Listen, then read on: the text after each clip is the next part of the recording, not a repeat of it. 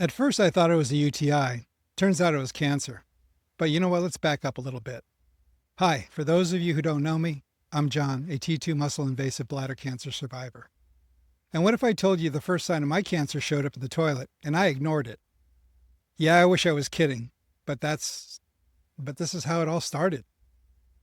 In the world of cancer, denial can kill you.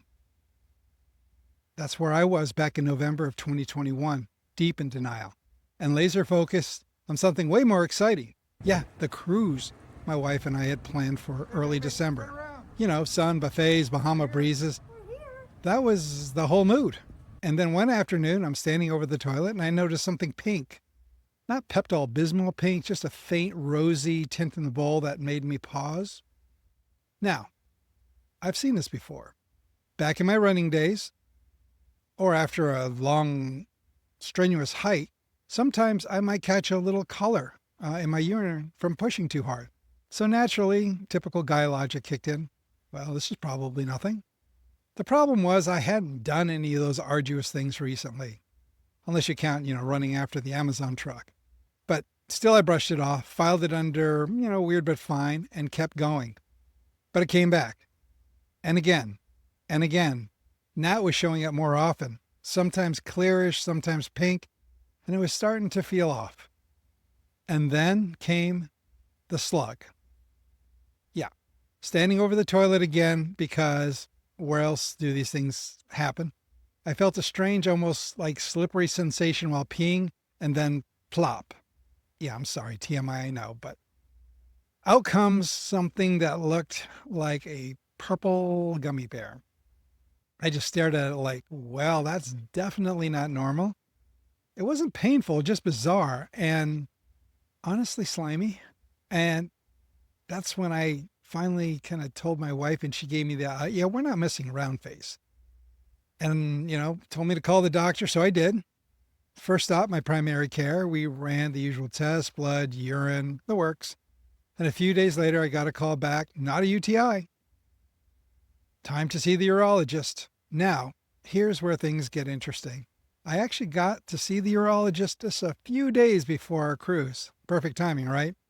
They took more blood, had me pee in a cup, gave me the results, kind of a quick glance. I avoided the urge of really looking up all the terms and getting deep into the report and all the medical jargon on Dr. Google because I was going on a cruise. Just enough ambiguity to further feed my denial. I figured, well, if it's really bad, they'll call me, right? And if they don't, we cruise. So off we went. Me, my half-glance lab results, and a suitcase full of denial. I convinced myself that we'll deal with this at the end of the trip. So on the cruise ship, things didn't get better. No, I started noticing more blood. One morning, I noticed some, another slug. I can't miss it. I saw it. Oh my goodness. Bigger this time. Still gross. Still not normal. But I kept going. Buffets, tanning on the Serenity deck, excursions, anything to keep my mind off it, and denial. And then, during a walk on the beach in the Bahamas, I felt the urge, and fate provided a cinder block restroom off the beach. And when I was done, it looked like a crime scene. Blood everywhere, slugs, more blood. I walked out, looked at my wife and said, yeah, we really need to get to this urologist and look at this report. And you know what, looking back, I wish I hadn't waited. This happened in early November. Now we're in early December. I wish I had, treated that first sign like the 5-alarm fire that it was. Maybe if I had acted sooner, it would have just been a T2 a T1 instead of a T2.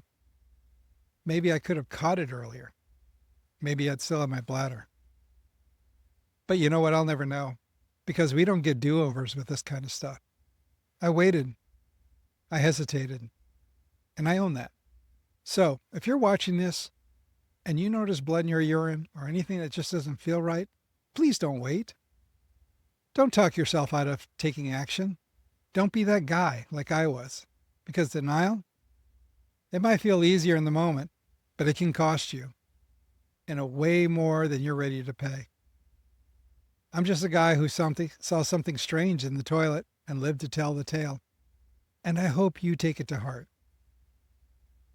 As always, though I may look like a doctor, the content in this video is not intended to be taken as medical advice and should not replace the recommendations and advice of your doctor.